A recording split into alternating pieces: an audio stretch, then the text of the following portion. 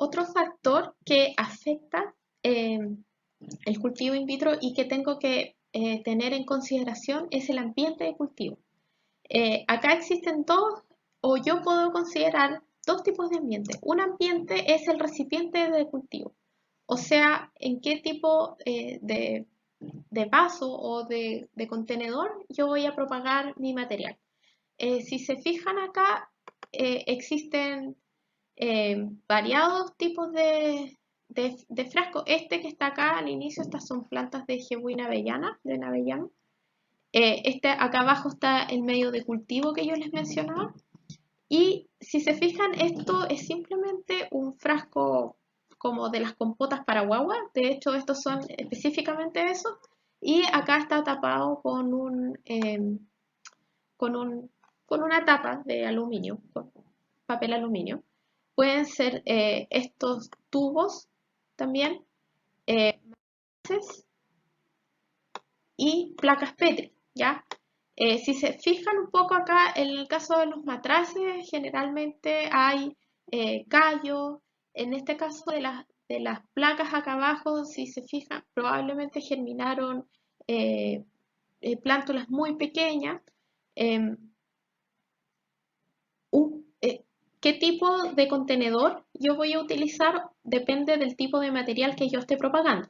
Si yo quiero propagar microtallos, por ejemplo, como se ve acá, o en el caso de los tubos, esto yo no los voy a propagar dentro de un matraz, ¿ya? Porque mi idea es que crezcan hacia arriba, rectos, y que yo los pueda manipular fácilmente, lo cual es muy difícil en un matraz, tampoco puede ser en una placa Petri porque no tiene posibilidad de crecer hacia arriba.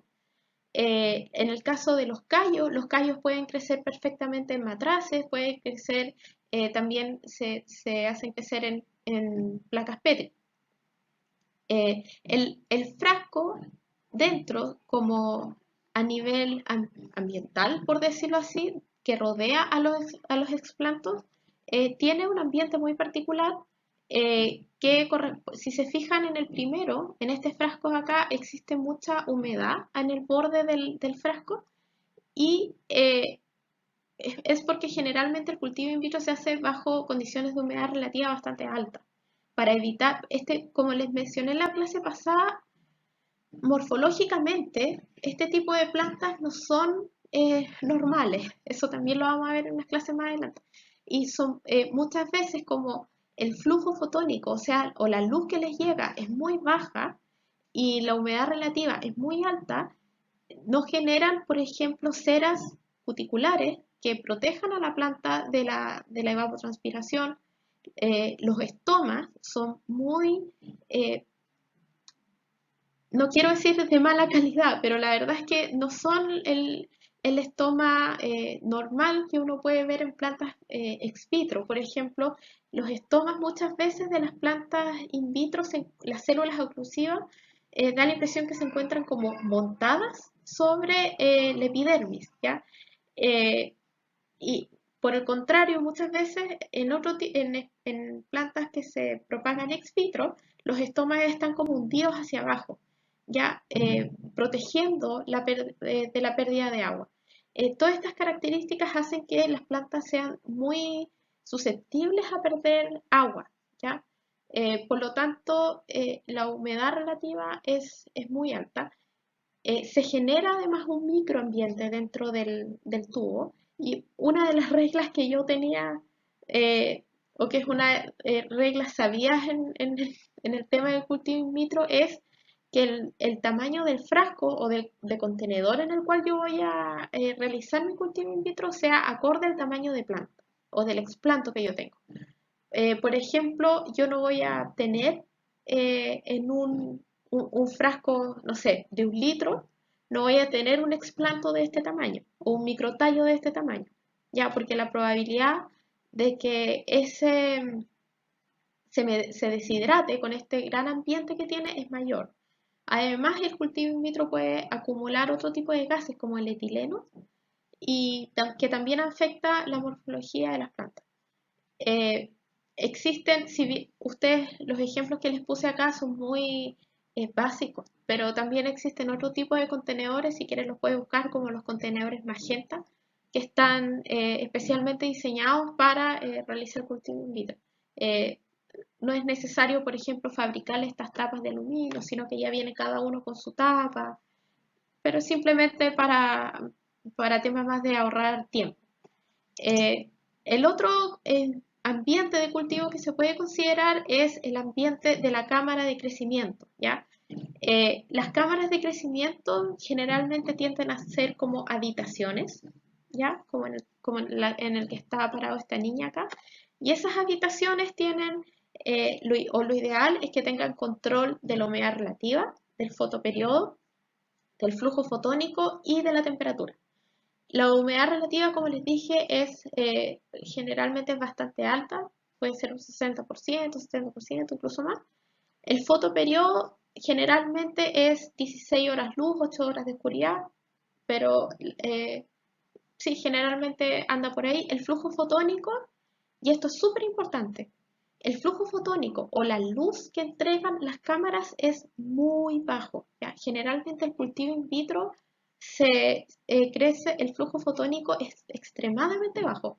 Por ejemplo, en el caso de este que ven acá, se utiliza mucho, y porque son baratos también, se utilizan los tubos fluorescentes. Típico tubo fluorescente que uno tiene en la casa o en la oficina.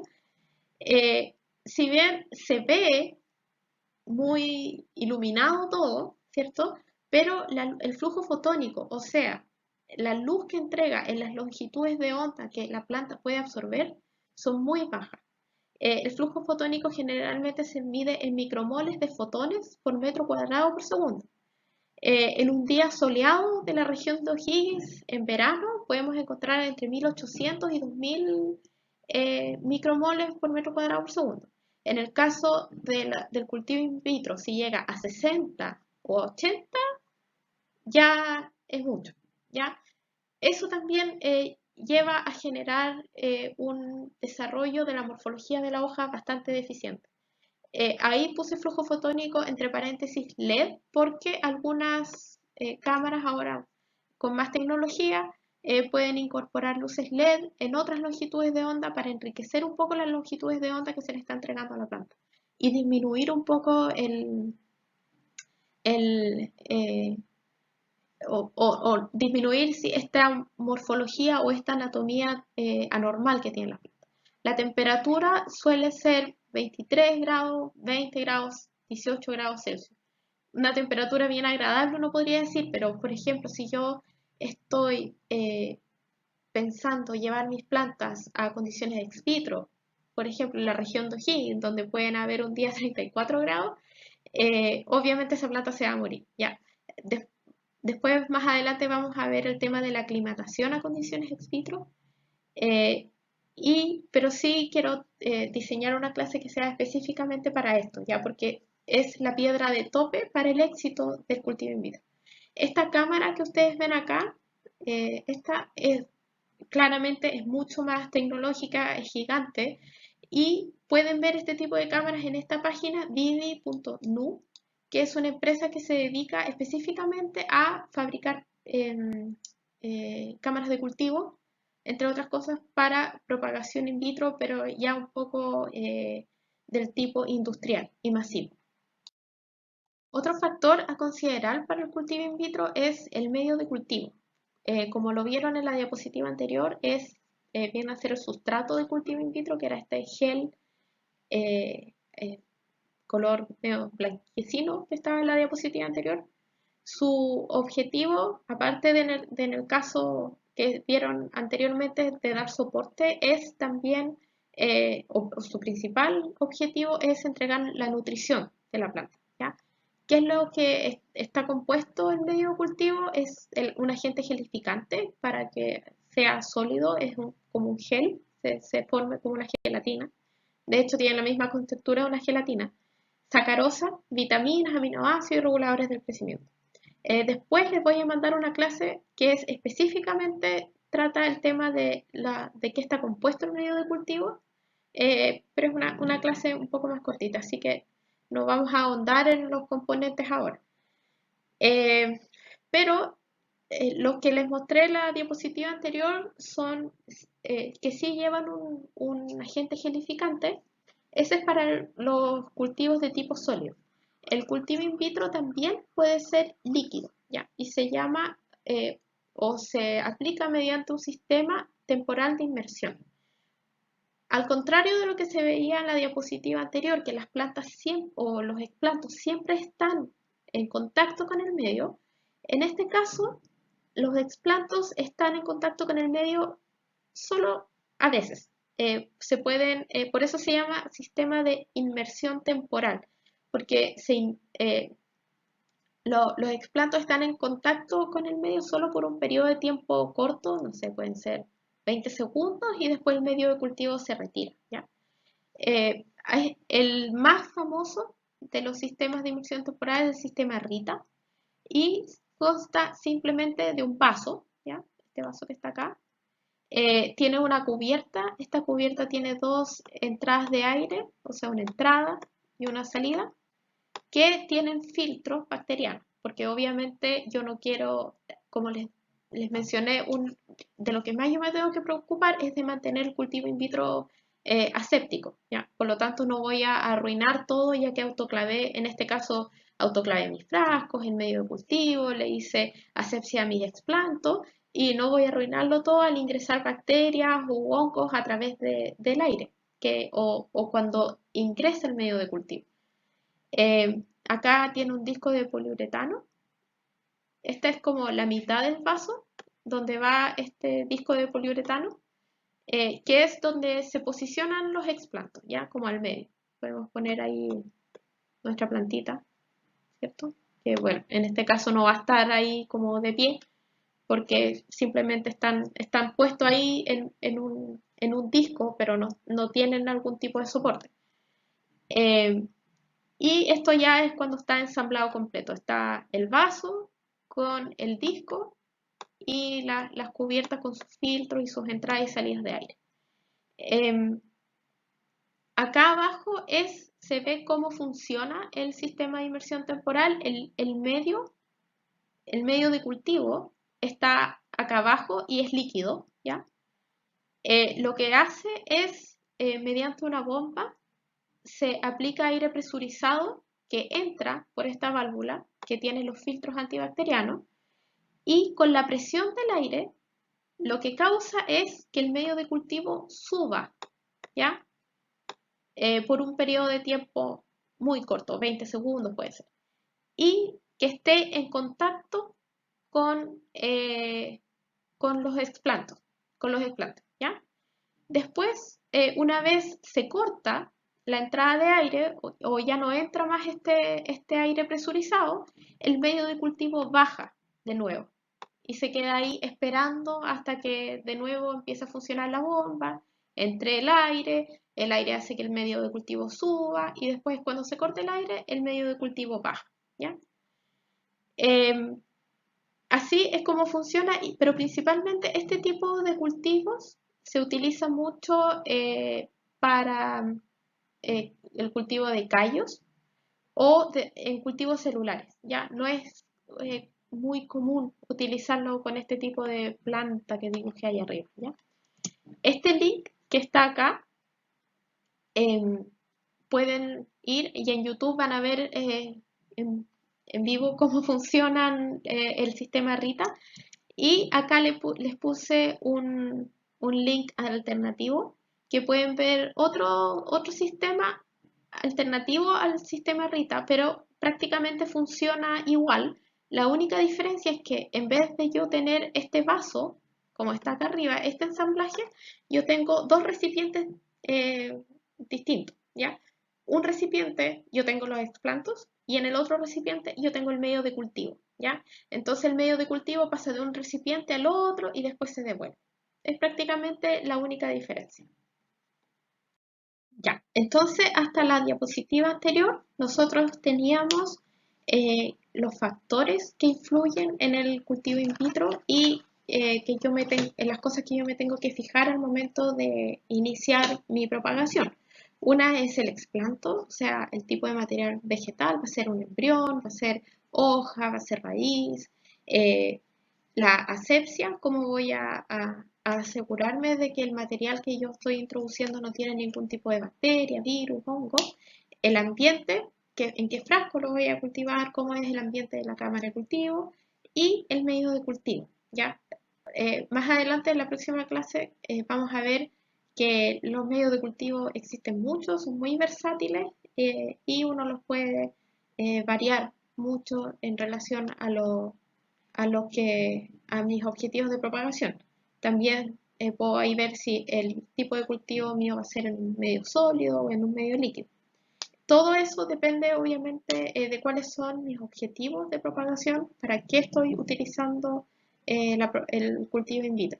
Recuerden que una de las desventajas del cultivo in vitro es que es una técnica cara eh, y por lo tanto si alguien o una empresa se va a, a introducir en el mundo del cultivo in vitro o va a decidir propagar alguna especie por cultivo in vitro es porque existe una razón para hacerlo, ¿ya? O sea, es una especie de interés económico o es una especie que yo ya no la puedo propagar por métodos tradicionales, entonces lo único que me queda es el cultivo in vitro.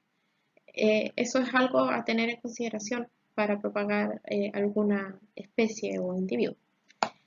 Ahora, el cultivo in vitro, una vez que yo ya ingresé mi explanto a este sistema, tiene fases de crecimiento, ¿ya?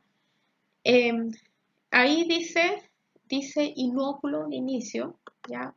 Y también dice número de células, porque recuerden que yo también esto lo puedo hacer partir incluso los cultivos celulares a partir de una sola célula. Pero este tipo de curva de crecimiento se aplica también, por ejemplo, al crecimiento de microtallos o al desarrollo de los nodos. Eh, es básicamente a lo que yo le llame crecimiento. Eh, por ejemplo, puede ser en el número de microtallos que se están induciendo, puede ser el número de células en el caso de un cultivo celular, puede ser la acumulación de biomasa, etcétera, etcétera, ¿ya? Acá tenemos una fase de retraso, ¿ya? Que es la fase inicial, apenas yo introduzco mi material a condiciones in vitro. Obviamente esto no va a empezar a, a crecer inmediatamente, sino que existe una fase como de aclimatación a las nuevas condiciones, una fase de crecimiento exponencial, fase lineal y disminución del crecimiento. Luego existe una fase estacionaria, donde ya mis explantos no crecen más, y bueno, ahí dice inviabilidad de cultivo in vitro, porque obviamente llega un punto en que lo que yo le estoy entregando a la planta en el medio de cultivo se acaba, ¿cierto? Y ahí tengo que realizar lo que se llama el subcultivo, ¿ya? Pero lo ideal es que el subcultivo yo lo haga em, tomando en consideración estas fases, ¿ya? ¿Qué es lo que es el subcultivo? Es simplemente propagar vegetativamente mi explanto, ¿ya? Por ejemplo, acá en este caso lo que tenemos son los microtallos de Gepuina avellana, que están ahí en su medio de cultivo y ha pasado un tiempo en el que han estado ahí creciendo y desarrollándose. Y, por ejemplo, este tipo de tejido pasa alrededor de un mes en este frasco con ese medio de cultivo, creciendo, generando nuevos microtallos, hasta que llega un punto que digo, ya, voy a realizar el subcultivo. Entonces yo tomo estos microtallos y los divido, ¿ya? Los divido en microtallos individuales. Y cada uno de estos microtallos los voy a poner de nuevo en un medio de cultivo, ¿ya? Para que sigan creciendo, ¿ya? Es como un ciclo. Eh, Imagínense, de este microtallo, ¿ya? De este primer microtallo que yo puse en un medio de cultivo, ¿cierto? Que es un solo tallo, vamos a dibujarlo así. A medida que avance el cultivo in vitro, esto va a empezar a crecer, le van a empezar a crecer más microtallos, ¿cierto? Ahí, en un caso ideal. que esto vendría a ser la famosa caulogénesis, ¿ya? Y de nuevo, otra vez va a volver a pasar un mes y cuando yo vea que esto ya creció lo suficiente, cada uno de estos microtallos los voy a cortar y van a pasar a un nuevo medio de cultivo. Ya esta va a ser, por lo tanto, otra ronda de subcultivo. Y este tallo, cada uno de estos, va a pasar de nuevo a un medio de cultivo, ¿ya? Y le van a empezar a crecer, por lo tanto, nuevos microtallos, ¿ya?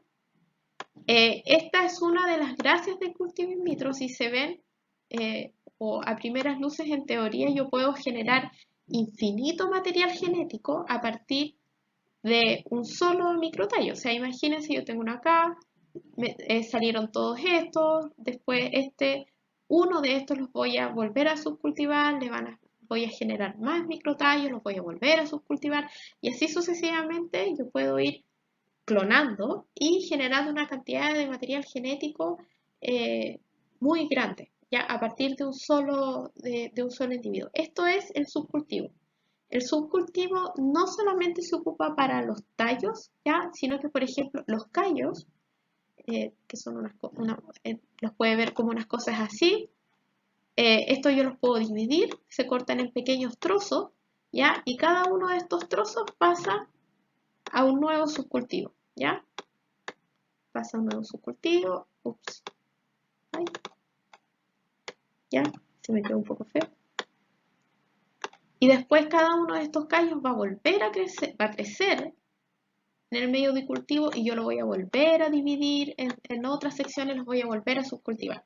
¿Hasta cuándo dirán ustedes? Hasta que yo diga, en el caso de los callos, ya, tengo material suficiente para diferenciar este callo en embriones, para generar embriogénesis somática o para diferenciar un tallo a partir de ello. O incluso también puedo diferenciar una raíz, ¿ya? Hasta ahí generalmente es el cultivo in vitro. Incluso yo puedo mantener esto simplemente, no necesariamente subcultivarlo, pero sí lo puedo ir manteniendo en el tiempo como una forma de almacenamiento,